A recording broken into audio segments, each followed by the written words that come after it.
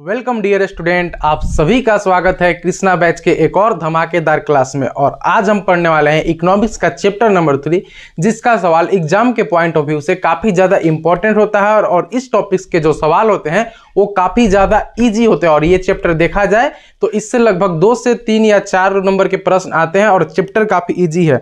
तो इस चैप्टर का जो हमारा नाम है वो है हमारा मुद्रा, बचत एवं साख। इस चैप्टर का नाम क्या है दोस्तों? तो इस चैप्टर का नाम है हमारे मित्रों मुद्रा, साख, मुद्रा, बचत और साख। तो लेते हैं बिना किसी देरी के अपने पहले वाले स्लाइड को, जैसा कि हम हमेशा अपने क्लास में स्लाइड्स की ओर से पढ़ते हैं। तो देखिए पहला टॉपिक क्या है हमारा? मुद्रा। तो मुद्रा देखिए बेसिकली हम किसे कहते हैं? तो देखिए यहाँ पर परिभाषा को पढ़ेंगे। मुद्रा का वह आधुनिक माध्यम जिसका उपयोग हम वस्तु खरीदने, मूल्य चुकाने और कर्ज भरने आदि व्यवसायिक कार्यों में किया जाता है, उसे हम मुद्रा कहते हैं। यानी कि विनिमय का वह आधुनिक माध्यम जिसका उपयोग हम वस्तु खरीदने, मूल्य चुकाने, कर्ज भरने आदि व्यवसायिक कार्यों में करते हैं, उसे हम क्या कहते हैं? मुद्रा कहते हैं। यहाँ पर क्लीन कर देते हैं और इस टॉपिक्स को एक बार फिर से हम पढ़ते हैं कि विनिमय का वह आधुनिक रूप जिसका उपयोग हम वस्तु को खरीदने में या फिर मूल्य को चुकाने में या फिर कर्ज भरने में या फिर अपने व्यवसायिक कार्यों के लिए कहते हैं, उससे हम क्या कहते हैं? मुद्रा कहते हैं। अब बेसिक सी बात है, मुद्रा का मतलब क्या होता है? तो मुद्रा का मतलब होता है पैसा। और पैसा का उपयोग हम कहाँ करते हैं?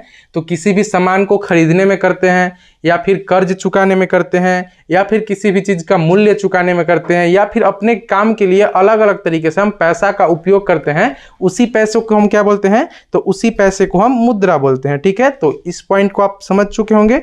नेक्स्ट पॉइंट है मार्शल। तो मार्शल के अनुसार आधुनिक युग के प्रगति का श्रेय किसे जाता है? तो आधुनिक युग के प्रगति का श्रेय जाता है मार्शल के अनुसार मुद्रा को। मार्शल जो अर्थशास्त्री, जो इकोनॉमिस्ट हैं, उन्होंने कहा कि मुद्रा जो है वो आधुनिक युग के प्रगति का जो श्रेय है वो किसे जाता है? मुद्रा को जाता है। लेकिन देखिए इसे हम याद कैसे करेंगे?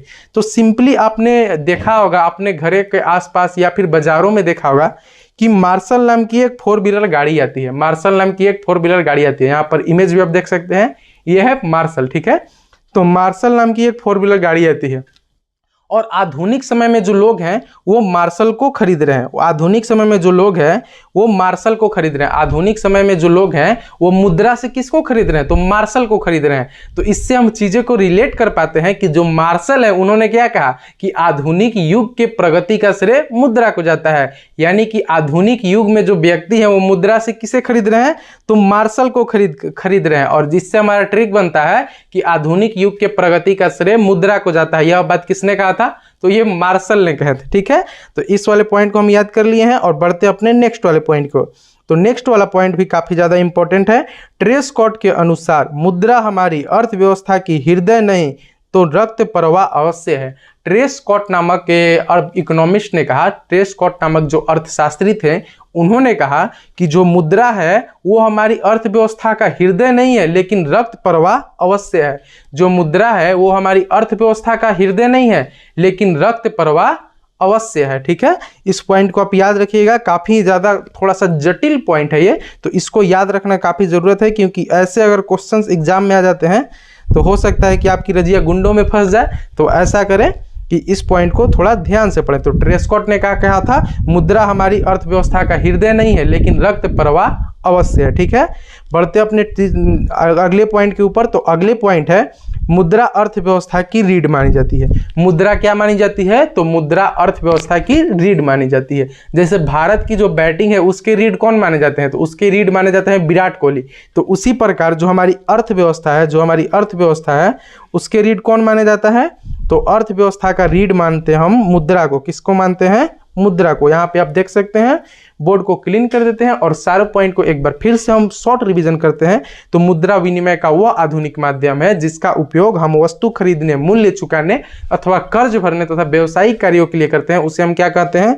मुद्रा कहते हैं। मार्शल के अनुसार आधुनिक युग के प्रगति का श्रेय किस जाता है? तो आधुनिक युग के प्रगति का श्रेय जाता है मुद्रा को। तीसरा पॉइंट ट्रेस्कॉट के अनुसार। तो ट्रेस्कॉट ने क्या कहा था? ट्रेस्कॉट के अनुसार हमारी मुद्रा हमारी अर्थव्यवस्था की रीढ़ नहीं, क्या है?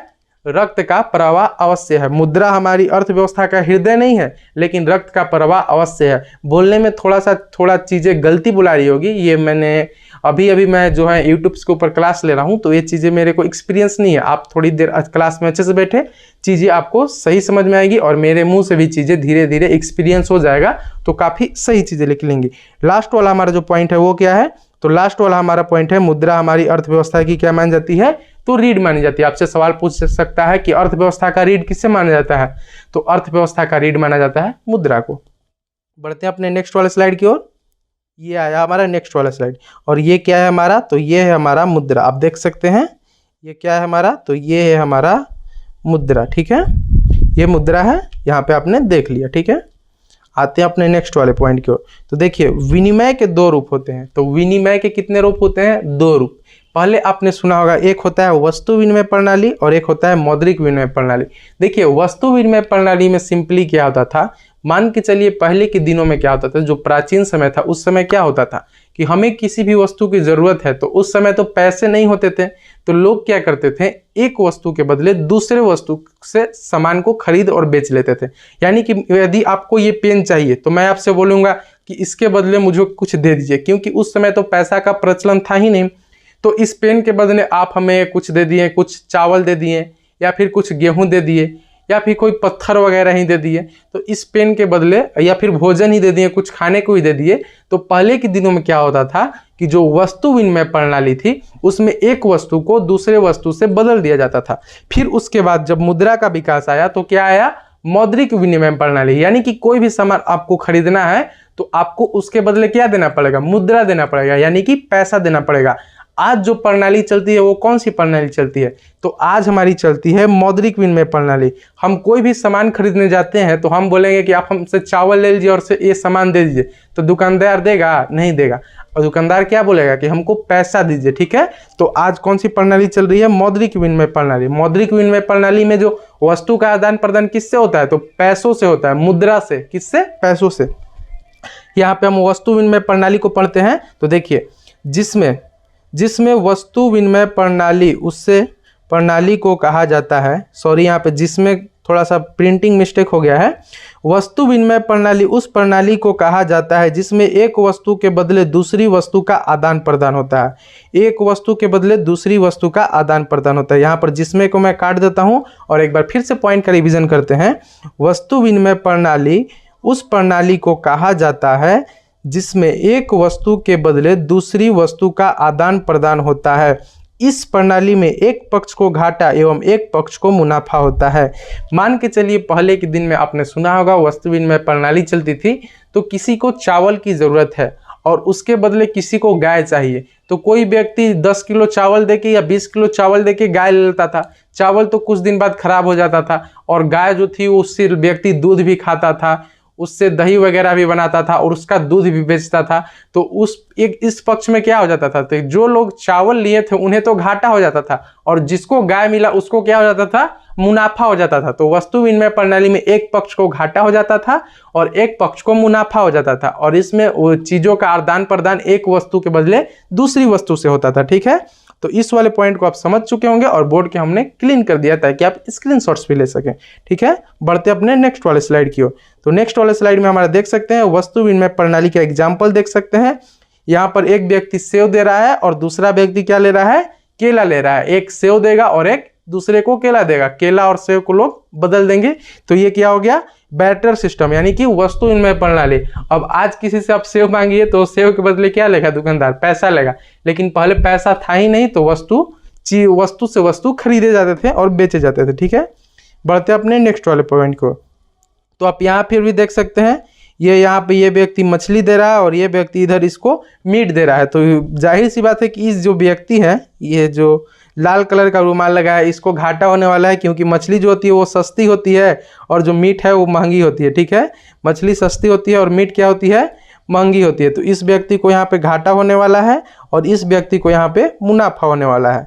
तो ये थी हमारी वस्तु विनिमय प्रणाली। अब हम आते हैं मौद्रिक विनिमय प्रणाली पे। तो देखिए यहाँ पे क्या है, मौद्रिक विनिमय प्रणाली। तो यहाँ पे सिंपली पढ़ते हैं हम, मौद्रिक विनिमय प्रणाली यहाँ पर उससे लिखा गया है, मौद्रिक विनिमय प्रणाली उस प्रणाली को कहा जाता है जिसमें एक वस्तु के बदले मुद्रा का उपयोग किया जाता है। मौद्रिक विनिमय प्रणाली हम उस प्रणाली को कहते हैं जिसमें एक वस्तु के बदले मुद्रा का उपयोग किया जाता है। यानी कि हमें कोई भी सामान खरीदना है तो उसके बदले हमें क्या देना पड़ेगा, मुद्रा देना पड़ेगा, और इसी प्रणाली को हम क्या बोलते हैं, मौद्रिक विनिमय प्रणाली। ठीक है, देखिए नेक्स्ट वाला पॉइंट, मुद्रा का आविष्कार मनुष्य की सबसे बड़ी उपलब्धि है। मुद्रा का जो आविष्कार है वो मनुष्य के लिए सबसे बड़ी उपलब्धि साबित हुई, क्योंकि जो वस्तु विनिमय प्रणाली में एक पक्ष को घाटा और एक पक्ष को मुनाफा होता था, उस चीज को, वो चीज पूरी तरीके से खत्म हो गया और मुद्रा का आविष्कार जो है वो मनुष्य के लिए बहुत बड़ी उपलब्धि शामिल हुई, ताकि हर एक चीज का एक सही कीमत लगाया जा सके और उसके बदले व्यक्ति को एक अच्छा पैसा मिल सके जितना उसकी कीमत है। ठीक है, मुद्रा के विकास का इतिहास मानव सभ्यता के विकास का इतिहास है। देखिए यहाँ पे इस पॉइंट को, मुद्रा के विकास का इतिहास मानव सभ्यता के विकास का इतिहास है। यानी कि जैसे जैसे मनुष्य विकास किया उसी प्रकार से जो मुद्रा है वो भी विकास करते चला गया। पहले मुद्रा था, क्या बोला जाता है, पहले जो मुद्रा था वो वस्तु विनिमय प्रणाली, वस्तु से वस्तु, फिर मुद्रा किसी दूसरे चीज को माना गया, फिर उसके बाद मुद्रा माना गया पीतल और तांबा जैसी वस्तुओं को, फिर उसके बाद मुद्रा माना गया गेहूं और चावल जैसे वस्तुओं को, फिर उसके बाद सिक्का का प्रचलन हुआ, फिर उसके बाद नोट वगैरह आया, अब तो चेक वगैरह भी आ गए और फोन पे वगैरह भी और भी ज्यादा डिजिटली हो रहा है।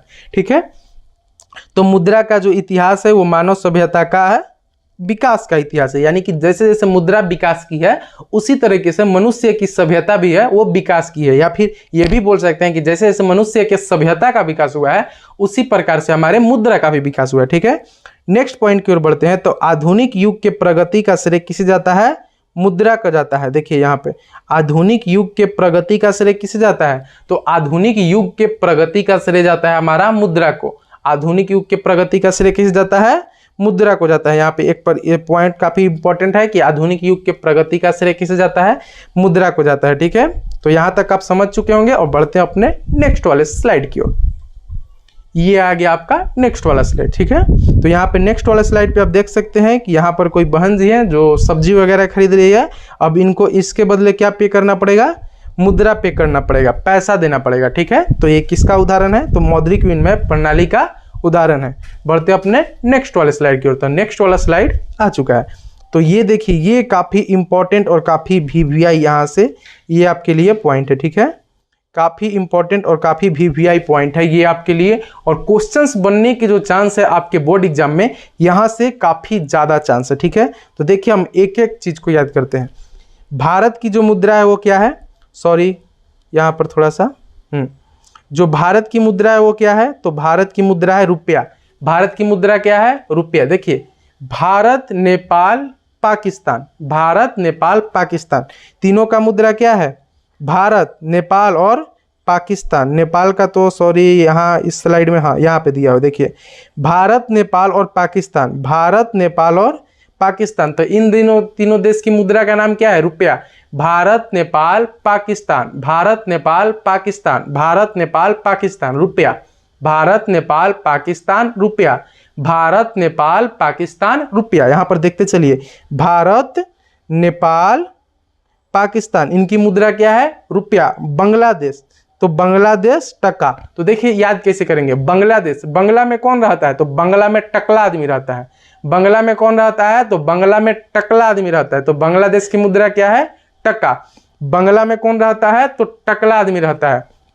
तो बांग्लादेश की मुद्रा क्या हो गया, टका। बांग्ला में कौन रहता है, तो गुरुजी बांग्ला में टकला आदमी रहता है। तो बांग्लादेश की मुद्रा होगी टका। और भारत की मुद्रा है रुपया, पाकिस्तान की मुद्रा है रुपया, और गुरुजी हमारी नेपाल की जो हमारी पड़ोसी देश है उसका भी मुद्रा क्या है, रुपया। ठीक है, यहाँ पर देखिए रूस की मुद्रा को हम याद करेंगे। तो रूस, तो देखिए यहाँ पर शुरू में क्या है, रू, और यहाँ देखिए रूस की मुद्रा क्या है, रूबल। रूस की मुद्रा क्या है, रूबल। यानी कि इधर रूस से स्टार्ट और उधर भी रूस से स्टार्ट, एक तरफ रूस दूसरी तरफ रूबल, एक तरफ रूस दूसरी तरफ रूबल, एक तरफ रूस दूसरी तरफ रूबल, एक तरफ रूस दूसरी तरफ रूबल। देखिए यहाँ पर रूस की मुद्रा क्या है, तो रूस की मुद्रा है रूबल। रूस की मुद्रा क्या है, तो रूस की मुद्रा है रूबल। भारत की मुद्रा क्या है, तो भारत की मुद्रा है रुपया। भारत की मुद्रा क्या है, तो भारत की मुद्रा है रुपया। पाकिस्तान की क्या है, तो पाकिस्तान की रुपया। पाकिस्तान की क्या है, तो पाकिस्तान की रुपया। बांग्लादेश की क्या है, तो बांग्लादेश। तो गुरुजी बांग्ला में कौन रहता है, तो बांग्ला में टकला आदमी रहता है। तो बांग्लादेश की मुद्रा क्या होगी, टका, ठीक है। नेपाल की मुद्रा क्या है? तो गुरुजी नेपाल की भी मुद्रा क्या है? रुपया है। नेपाल की मुद्रा क्या है? रुपया है, ठीक है। यहां पर देखिए सिंगापुर, सिंगापुर, तो सिंगापुर का रुपया क्या है? डॉलर। सिंगापुर और अमेरिका, सिंगापुर और अमेरिका, तो इनका क्या है? डॉलर। सिंगापुर और अमेरिका क्या है मुद्रा इनकी? डॉलर। सिंगापुर और अमेरिका की मुद्रा क्या है? डॉलर। सिंगापुर की मुद्रा है डॉलर और अमेरिका की मुद्रा है हमारा डॉलर। सिंगापुर की डॉलर और यहाँ पर अमेरिका की भी मुद्रा है हमारी डॉलर। देखिए यहाँ पर सिंगापुर की डॉलर और अमेरिका की भी मुद्रा है हमारी डॉलर। सिंगापुर भी डॉलर और अमेरिका भी मुद्रा हमारी डॉलर। यहाँ पर देखिए 12वें नंबर को हम याद करते हैं। 12वां नंबर काफ़ी आसान है, स्वीडन। तो स्वीडन का जो मुद्रा है वो है क्रोना। इसको तो आप भुला ही नहीं सकते हैं, क्योंकि 2020 से लेके 19 से लेके 2019 से लेके 2022 तक ये चीज़ें हमको कोरोना इतना परेशान किया है, जितना हमें लाइफ में दूसरे लोग भी परेशान नहीं करते, उतना ज़्यादा कोरोना परेशान किया, ठीक है। तो स्वीडन की जो मुद्रा है वो क्या है? क्रोना। स्वीडन की मुद्रा क्या है? तो स्वीडन की मुद्रा है क्रोना। स्वीडन की क्रोना। और यहाँ पे देखिए अफगान की मुद्रा क्या है? तो अफगानी।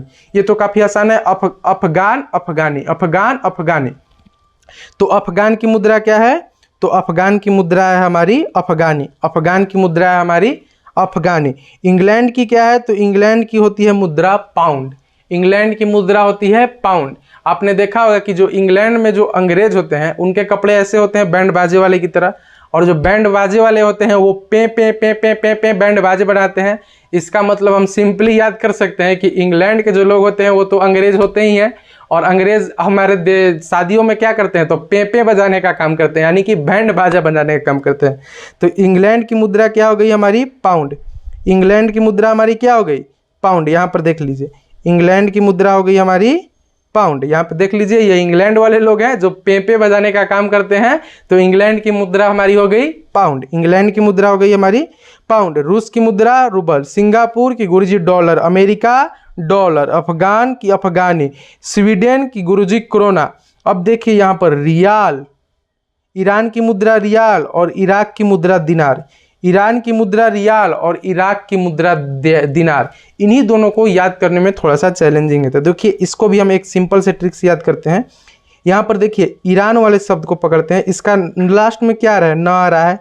और ईरान की मुद्रा क्या है? तो गुरुजी यहाँ पर रियाल है, और इसके लास्ट में क्या आ रहा है? ल आ रहा है। ईरान की मुद्रा है क्या है?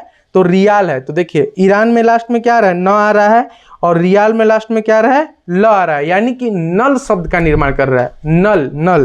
तो देखिए यहाँ पे ईरान और यहाँ पे रियाल, इसका न और इसका ल, इसका न और इसका ल, इसका न और इसका न, यानी कि ईरान की मुद्रा क्या हो गई? रियाल हो गई। ईरान की मुद्रा क्या हो गई? रियाल। ईरान की मुद्रा रियाल। और एक है हमारा इराक। तो इराक का देखिए लास्ट में क्या आ रहा है? क आ रहा है। इराक में देखिए यहाँ पे लास्ट में क्या आ रहा है? यहाँ पे लास्ट में क्या आ रहा है? क आ रहा है। और यहाँ देखिए दिनार में लास्ट में क्या आ रहा है? दिनार में, तो दिनार में लास्ट में हमारा आ रहा है, यहाँ पे आप देख सकते हैं कि दिनार में हमारा लास्ट में क्या आ रहा है? र आ रहा है, यानी कि इराक का क और दिनार का र, यानी कि इराक का मुद्रा क्या हो गया? तो इराक का मुद्रा हो गया दिनार। इराक का मुद्रा क्या हो गया? तो इराक का मुद्रा हो गया दिनार। इराक का दिनार और ईरान का हो गया हमारा रियाल। ईरान का रियाल। इन दोनों को आप याद करेंगे, ताकि यहाँ से जब क्वेश्चन आएंगे तो आप क्वेश्चन करते समय फंस भी सकते हैं, तो इन दोनों को आप याद रखेंगे, ठीक है। तो यहाँ तक आप चीज़ें याद हो चुका होगा, लेकिन आपको मैं दो और मुद्रा का नाम बता दूं जो कि काफ़ी ज़्यादा इंपॉर्टेंट है। तो देखिए यूरोप की जो मुद्रा है, यूरोप की जो मुद्रा है वो क्या है?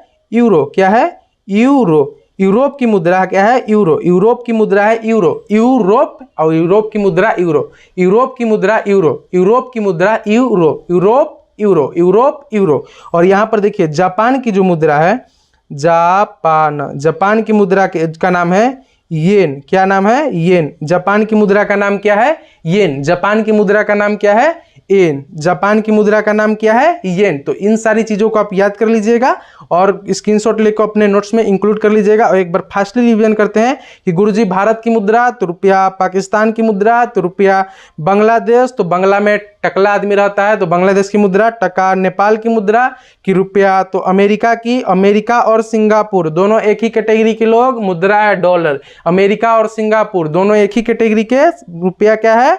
इनका मुद्रा क्या है तो डॉलर है। रूस की मुद्रा तो रूस से रूस, रूस से रूबल, रूस से रूस, रूस से रूबल, रूस से रूस, रूस से रूबल।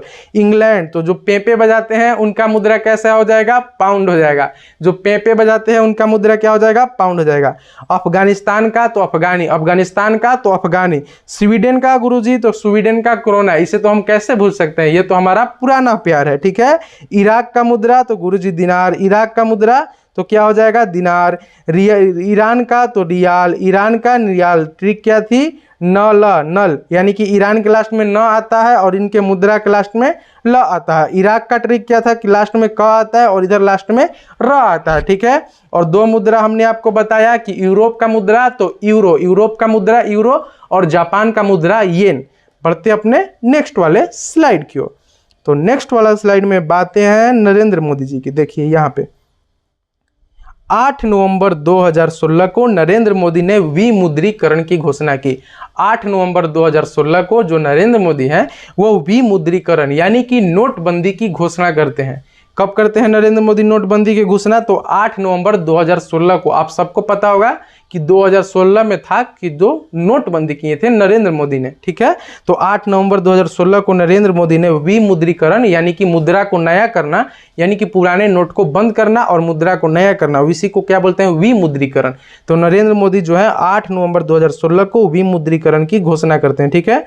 यहाँ पर ये पहला पॉइंट हो गया। दूसरा पॉइंट, हमारे देश में पत्र मुद्रा को वैधानिक मान्यता प्राप्त है। जो हमारे देश में जो नोट मुद्रा है, पत्र मुद्रा किसको बोलते हैं, जो कागज की मुद्रा होते हैं, यानी कि जो नोट मुद्रा है, तो जो नोट है उन्हें क्या है, वैधानिक मान्यता प्राप्त है, उन्हें संविधान द्वारा मान्यता प्राप्त है। यहाँ तक आप पढ़ चुके होंगे, स्लाइड को आप अच्छे से रिविजन कर लीजिएगा, ठीक है। नेक्स्ट पॉइंट में है हमारा मुद्रा का विकास। तो देखिए मुद्रा का विकास कैसे हुआ, जैसे जैसे मानव सभ्यता का विकास हुआ, ठीक उसी प्रकार से मुद्रा जो है उसका भी विकास होते जा रहा था। एक तरफ मनुष्य विकास कर रहा था और दूसरी तरफ हमारी मुद्रा जो है वो भी विकास कर रही थी। तो देखिए यहाँ पे पहले क्या चल रहा था, तो पहले वस्तु विनिमय प्रणाली चल रहा था। एक वस्तु के बदले अगर हमें दूसरी वस्तु देना पड़ता था तो वस्तु का आदान प्रदान होता था, तो उसे हम वस्तु विनिमय प्रणाली कहते थे।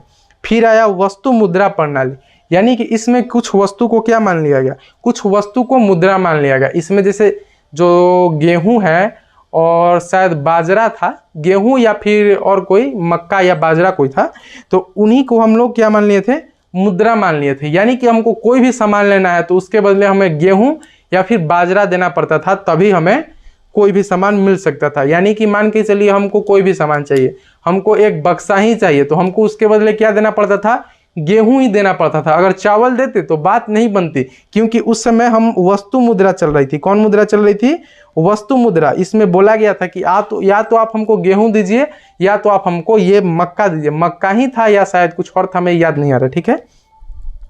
उसके बाद आया धात्विक मुद्रा। तो धात्विक मुद्रा में क्या हुआ, पीतल को क्या मान लिया गया, मुद्रा मान लिया गया। यानी कि अब आपको कोई भी सामान लेना है तो उसके बदले आपको क्या देना पड़ेगा, पीतल देना पड़ेगा। आपको गाय लेना है, पीतल देना पड़ेगा। बक्सा लेना है, पीतल देना पड़ेगा। गेहूं लेना है, पीतल देना पड़ेगा। साइकिल लेना है, पीतल देना पड़ेगा। उस समय तो सॉरी साइकिल का प्रचलन था ही नहीं, यानी कि कोई भी सामान आपको लेना है तो पीतल ही देना पड़ेगा। उसके बाद आया सिक्का। तो सिक्का आया तो अब ये सारी मुद्रा जो थी वो खत्म हो गई।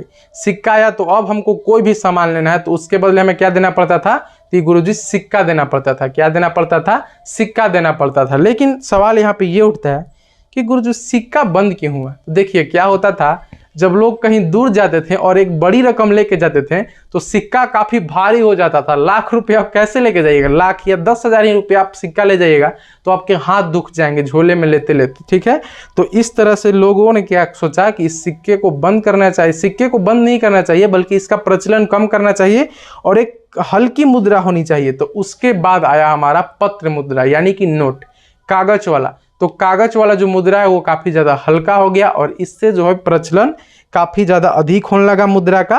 तो नेक्स्ट आया हमारा पत्र मुद्रा। तो जो कागज के जो नोट होते हैं उन्हें हम क्या बोलते हैं, पत्र मुद्रा बोलते हैं। उन्हें क्या बोलते हैं हम, पत्र मुद्रा बोलते हैं। नेक्स्ट है हमारा साख मुद्रा। तो देखिए साख मुद्रा हम किसे कहते हैं, जो आधुनिक समय में जो चेक होते हैं, बैंक ड्राफ्ट होते हैं, ये सब किसके उदाहरण है, साख मुद्रा के। ये सब किसके उदाहरण है, साख मुद्रा के उदाहरण है। तो यहां तक आप समझ चुके होंगे। और यहां पर हम देखते हैं वस्तु विनिमय प्रणाली को, सॉरी यहाँ पे स्लाइड चेंज हो जाती है दोस्तों, थोड़ी सी मिसफॉल्ट हो जाती है। देखिए वस्तु विनिमय, इसमें वस्तु का लेन देन होता है, हमने आपको अभी तुरंत पढ़ाया, ठीक है। वस्तु मुद्रा, इसमें हाँ यहाँ पे देखिए सॉरी कपास लिखा है, इसमें कपास गेहूं जैसे कुछ वस्तु को मुद्रा बनाया गया। इसमें कपास और गेहूं जैसे कुछ वस्तु को मुद्रा मान लिया गया, यानी कि आपको कोई भी वस्तु चाहिए तो उसके बदले आपको क्या देना पड़ेगा, तो कपास और गेहूं देना पड़ेगा। फिर आया धात्विक मुद्रा, इसमें पीतल और तांबा जैसे कुछ वस्तुओं को मुद्रा माना गया। पीतल और तांबा जैसे कुछ वस्तुओं को क्या मान लिया गया, इसमें मुद्रा मान लिया गया, ठीक है, धात्विक मुद्रा में। फिर उसके बाद आया सिक्का, धातु का बना मुद्रा जिस पर सरकार का मोहर लगा हो उसे सिक्का कहते हैं। धातु का बना वैसा मुद्रा जिस पर सरकार का मोहर लगा हो उसे हम क्या बोलते हैं, सिक्का बोलते हैं, ठीक है। यहाँ तक आपने कंप्लीट कर लिया, आते हैं अपने नेक्स्ट वाले स्लाइड पे, ठीक है। नेक्स्ट है हमारा पत्र मुद्रा। नेक्स्ट क्या है हमारा, पत्र मुद्रा। देखिए वर्तमान समय में चल रहे कागज के नोट को ही पत्र मुद्रा कहते हैं, यानी कि अभी जो समय में कागज की जो नोट चल रही है 10 की, 20 की, 100 की, 50 की, 200 की, 500 की, 2000 के, तो सॉरी अब तो शायद दिख ही नहीं रहे हैं 2000 के नोट, तो ये सभी क्या हो गए, पत्र मुद्रा। नेक्स्ट है हमारा साख मुद्रा। तो देखिए साख मुद्रा, आधुनिक समय में चेक, हुंडी आदि को साख मुद्रा कहते हैं। आधुनिक समय में जो चेक चल रहे हैं, बैंक ड्राफ्ट चल रहे हैं, जो हुंडी चल रहे हैं, ये सब क्या है, ये सब साख मुद्रा के उदाहरण है, ठीक है। नेक्स्ट है हमारा प्लास्टिक मुद्रा। तो देखिए प्लास्टिक मुद्रा, प्लास्टिक का बना वैसा टुकड़ा जो मुद्रा का काम करती है, प्लास्टिक मुद्रा कहलाती है। प्लास्टिक का बना वैसा टुकड़ा जो मुद्रा का काम करती है उसे हम क्या बोलते हैं, प्लास्टिक मुद्रा। जैसे क्रेडिट कार्ड हो गया, डेबिट कार्ड हो गया, एटीएम कार्ड हो गया। एटीएम कार्ड और डेबिट कार्ड तो दोनों एक ही बात है, यहाँ पर दोनों सेम ही चीज़ है। तो क्रेडिट कार्ड, डेबिट कार्ड, ये सब कौन सी मुद्रा है, तो ये सब के सब प्लास्टिक मुद्रा, ठीक है। नेक्स्ट है हमारा एटीएम, काफ़ी ज़्यादा इंपॉर्टेंट पॉइंट, यहाँ से सवाल आने के चांसेस काफ़ी ज़्यादा है, ठीक है। तो एटीएम का पूरा नाम होता है ऑटोमेटिक टेलर मशीन। एटीएम का पूरा नाम क्या होता है, ऑटोमेटिक टेलर मशीन। हिंदी में इसका नाम होता है स्वचालित टेलर मशीन, स्वचालित टेलर मशीन। देखिए एटीएम का पूरा नाम ऑटोमेटिक टेलर मशीन होता है जो 24 घंटे डेबिट कार्ड से गुप्त पिन द्वारा पैसे डालने एवं निकालने की सहायता प्रदान करती है। जो एटीएम मशीन है उससे आपने केवल इतना ही सुना होगा कि केवल पैसे निकाले जाते हैं, लेकिन उसमें पैसे डाले भी जाते हैं। एटीएम से आप पैसे डाल भी सकते हैं और पैसे निकाल भी सकते हैं, और एटीएम से पैसे निकालने और डालने के लिए डेबिट कार्ड का प्रयोग किया जाता है। और ये जो मशीन है ये हमें 24 घंटे सुविधा प्रदान करती है, 24 घंटे सुविधा प्रदान करती है। और एटीएम का फुल फॉर्म क्या होता है, तो ऑटोमेटिक टेलर मशीन। हिंदी में बात करें तो स्वचालित टेलर मशीन, ठीक है। बढ़ते अपने नेक्स्ट वाले स्लाइड की ओर। तो नेक्स्ट वाला स्लाइड है हमारा बचत। नेक्स्ट वाला स्लाइड क्या है हमारा, बचत। यहाँ पर देखिए जब कोई व्यक्ति द्वारा कमाई गई कुल आय के खर्च के बाद जो पैसा बचता है उसे हम बचत कहते हैं। यानी कि जब कोई व्यक्ति पैसा कमाता है और खर्च के बाद उसके पास जो पैसा बचता है उसे क्या बोलते हैं, हम बचत बोलते हैं। क्या बोलते हैं, उसे हम बचत बोलते हैं, ठीक है। आय तथा उपभोग का अंतर बचत कहलाता है। ये काफ़ी ज़्यादा इंपॉर्टेंट और VVI पॉइंट है। क्या है, VVI पॉइंट। आय तथा उपभोग का अंतर क्या कहलाता है, बचत कहलाता है। देखिए आय का मतलब क्या होता है, यानी कि कोई व्यक्ति पैसा कमा रहा है वो क्या है, आय है। कोई व्यक्ति पैसा कमाया वो क्या है, आय है, ठीक है। और उपभोग का मतलब होता है खर्चा, यानी कि वो व्यक्ति कितना खर्च किया, और इन दोनों का जो अंतर है वो क्या कहलाएगा, बचत। मान के चलिए हम 500 रुपया कमाए एक दिन में और हमने 200 रुपया क्या कर दिया, खर्च कर दिया, ठीक है। यानी कि आय कितना हुआ हमारा 500, हमने उपभोग कितना किया 200, तो हमारे पास अब बचा कितना 300। तो 300 हमारा क्या हो गया कि गुरुजी 300 हमारा बचत हो गया। यानी कि इससे कहने का साफ मतलब है कि आय तथा उपभोग का अंतर क्या कहलाता है, आय तथा उपभोग का अंतर बचत कहलाता है, ठीक है। नेक्स्ट पॉइंट है हमारा साख। देखिए साख का मतलब होता है विश्वास या भरोसा। साख का मतलब क्या होता है, तो साख का मतलब होता है विश्वास या भरोसा। साख का मतलब होता है हमारा विश्वास या भरोसा। साख यानी कि हमको आप पे कितना भरोसा है, आप पे कितना विश्वास है, इसे हम साख भी कह सकते हैं। तो साख का मतलब होता है विश्वास या भरोसा। नेक्स्ट पॉइंट काफ़ी ज़्यादा इंपॉर्टेंट है ये दोनों पॉइंट, तो दोनों पॉइंट को आप काफ़ी ज़्यादा ध्यान से देखिएगा। 1 रुपए का नोट और सभी सिक्के केंद्र सरकार के वित्त विभाग द्वारा चलाया जाता है। यानी कि हमारे देश में जो 1 रुपए का नोट है, 1 रुपए का नोट और जितने भी सिक्के हैं वो कौन जारी करता है, वित्त विभाग द्वारा चलाया जाता है। किसके द्वारा चलाया जाता है?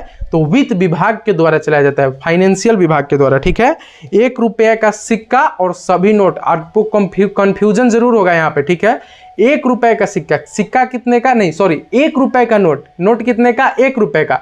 और सिक्का तो गुरुजी जितना सिक्का है वो सारा सिक्का, और 1 रुपये का नोट किसके द्वारा चलाया जाता है? तो वित्त विभाग द्वारा।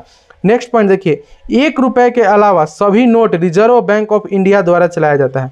इस पॉइंट को देखिए, 1 रुपये के अलावा जो सभी नोट है वो किसके द्वारा चलाया जाता है? तो रिजर्व बैंक ऑफ इंडिया के द्वारा 1 रुपये का नोट छोड़ के जितने भी नोट हैं वो किसके द्वारा चलाया जाएगा? Reserve bank of India. आपसे मैं सवाल पूछता हूं कि जो 5 रुपये का नोट है वो किसके द्वारा चलाया जाता है? तो सिंपल सी आप कहेंगे रिजर्व बैंक ऑफ इंडिया। 2000 का नोट तो रिजर्व बैंक ऑफ इंडिया, 5000 का 500 का नोट तो रिजर्व बैंक ऑफ इंडिया, 10 रुपए का सिक्के तो वित्त विभाग, 1 रुपये का नोट तो आप बोलेंगे reserve bank of India. Reserve bank of India नहीं, यहाँ पे देखिए 1 रुपये का नोट और सभी सिक्के कौन चलाता है? तो वित्त विभाग चलाता है। कौन चलाता है? तो वित्त विभाग चलाता है। तो इन दोनों पॉइंट को आप याद कर लीजिएगा, काफी ज्यादा इंपॉर्टेंट पॉइंट है। ठीक है, बढ़ते अपने नेक्स्ट स्लाइड की ओर। नेक्स्ट वाला स्लाइड है हमारा, साख में 2 पक्ष होते हैं। साख में कितने पक्ष होते हैं? तो साख में 2 पक्ष होते हैं। एक होता है हमारा ऋणदाता और एक होता है हमारा ऋणी। ऋणदाता किसे कहते हैं? यानी कि जो व्यक्ति कर्ज देता है, जो व्यक्ति कर्ज देता है वो क्या होता है? ऋणदाता। ऋण का मतलब वही होता है कर्जा। ठीक है, और यहाँ पर एक होता है ऋणी, यानी कि वह व्यक्ति, जो व्यक्ति कर्ज लेता है वो होता है ऋणी। जो व्यक्ति कर्ज लिया वो हुआ ऋणी, और जो व्यक्ति कर्ज दिया वो हुआ ऋणदाता। वो व्यक्ति क्या हुआ? ऋणदाता। तो साख के कितने पक्ष होते हैं? तो साख के 2 पक्ष होते हैं, एक ऋणदाता जो ऋण देता है और एक ऋणी जो कर्ज लेता है। ठीक है, वह व्यक्ति जो कर्ज लेता है। Next slide. ठीक है, नेक्स्ट स्लाइड में देखिए साख के मुख्य आधार। तो देखिए साख के मुख्य आधार क्या है? यानी कि साख के जो 2 पक्ष होते हैं, एक तो होता है कर्ज देने वाला, एक होता है कर्ज लेने वाला। देखिए साख के जो 2 आधार होते हैं, एक होता है साख के मुख्य आधार होते हैं। तो देखिए साख के आधार क्या क्या होता है? यानी कि आप किसी को कर्ज दीजिएगा तो आप क्या देखिएगा? पहला देखिएगा कि आपका उसके प्रति विश्वास कैसा है। वो व्यक्ति हम उस पर विश्वास करते हैं ना, कि आप किसी विश्वासी व्यक्ति को ही कर्ज देना चाहिएगा, आप दूसरे व्यक्ति को कर्ज नहीं देना चाहिएगा, क्योंकि वो हो सकता है कि वो व्यक्ति क्या है? वो व्यक्ति आपका पैसा लेकर भाग जाए। ठीक है, तो साख के आधार होते हैं, पहला विश्वास देखिएगा, उस व्यक्ति पर आपका विश्वास कैसा है। दूसरा उसका चरित्र कैसा है, वो व्यक्ति कैसा प्रवृत्ति का है। अगर आप किसी दारू पीने वाले को कर्ज दीजिएगा तो आप ही से कर्ज लेके, आप ही का पैसा से दारू पी के और आप ही को गाली देने लगेगा और आपका पैसा भी नहीं मिलेगा। ठीक है, तो एक देखा जाता है हम विश्वास देखते हैं, फिर क्या देखते हैं हम? चरित्र देखते हैं, फिर देखते हैं चुकाने की क्षमता, यानी कि व्यक्ति को चुकाने की क्षमता है या नहीं। वो हमसे पैसा ले रहा है तो हमारा पैसा चुका पाएगा या नहीं चुका पाएगा। बैंक जो होती है वो गरीब को कभी 10 करोड़ रुपया देगी? कर्ज नहीं देगी, क्योंकि बैंक जानती है कि ये व्यक्ति जो है 500 रुपया कमाता ही है, तो ये कहाँ से हमारा पैसा चुकाएगा। इसीलिए बैंक छोटे लोगों को बड़ी रकम नहीं देती। ठीक है, तो ये देखा जाता है चुकाने की क्षमता। एक देखा जाता है पूंजी एवं संपत्ति। मान के चलिए आपने किसी को कर्जा दिया और वो व्यक्ति काफी ज्यादा गरीब है, आप उसको 10 करोड़ कर्जा दे दिए। अब मान के चलिए वो आपको कर्जा नहीं चुका पा रहा है। ठीक है, अब कर्जा नहीं चुका पा रहा है तो आप उसके बदले उससे क्या छीनिएगा? कुछ छीन नहीं सकते, क्योंकि वो तो पहले से ही गरीब है। तो उसकी पूंजी भी देखी जाती है कि उसके पास कितना पूंजी है, इसी आधार पर लोग उसे कर्ज देते हैं। क्योंकि अगर ये व्यक्ति कर्जा नहीं चुका पाता है तो हम उसकी संपत्ति को जब्त कर लेंगे। ठीक है, नेक्स्ट है ऋण की अवधि, यानी कि ये चीजें फिक्स होनी चाहिए कि तुम हमको कब पैसा देगा, 6 महीना में देगा, 1 साल में देगा, 5 साल में देगा। ठीक है, तो एक होती है ऋण की अवधि। यहाँ पर एक बार फिर से पॉइंट को देखेंगे, काफी ज्यादा इंपॉर्टेंट पॉइंट है। साख के मुख्य आधार है, एक होता है हमारा विश्वास, किस पे विश्वास है, हम उसी को कर्ज देना चाहेंगे। दूसरा चरित्र, व्यक्ति का चरित्र कैसा है। तीसरा उसकी चुकाने की क्षमता क्या है। चौथा उसके पास पूंजी और संपत्ति है या नहीं। और 5वां ऋण की अवधि, यानी कि फिक्स टाइम होना चाहिए, तुम हमको कितने दिन में पैसा दोगे। ठीक है, नेक्स्ट स्लाइड की ओर बढ़ते हैं। तो नेक्स्ट स्लाइड में हमारा चैप्टर जो है कंप्लीट हो चुका है। काफ़ी ज़्यादा अच्छा टॉपिक था और काफ़ी जल्दी खत्म हो गया, और आप कोई भी पॉइंट मिस नहीं किए। आप प्रीवियस ईयर के सवाल या फिर किसी भी बुक्स को उठा लीजिए, आप हर एक ऑब्जेक्टिव क्वेश्चन को कर पाएंगे काफ़ी ज़्यादा आसानी से। लेकिन सवाल आपके मन में एक उठ रहा होगा कि अति लघु और दीर्घ प्रश्नों को हम कहाँ से करें। तो लास्ट में सारी जब ये इकोनॉमिक्स की क्लास खत्म हो जाएगी तो आपको एक PDF प्रोवाइड किया जाएगा जिसमें पूरे के पूरे इंपॉर्टेंट क्वेश्चन होंगे और उसी से आपके एग्जाम में में क्वेश्चन लड़ेंगे, ठीक है। तो आज की क्लास में इतना ही रखते हैं। अगर आपने इसके इकोनॉमिक्स का पहला और दूसरा क्लास नहीं देखा है तो डिस्क्रिप्शन बॉक्स में लिंक है, उसे भी जाके आप वॉच कर सकते हैं। मिलते हैं आपसे नेक्स्ट वीडियो में, तब तक के लिए जय हिंद, वंदे मातरम।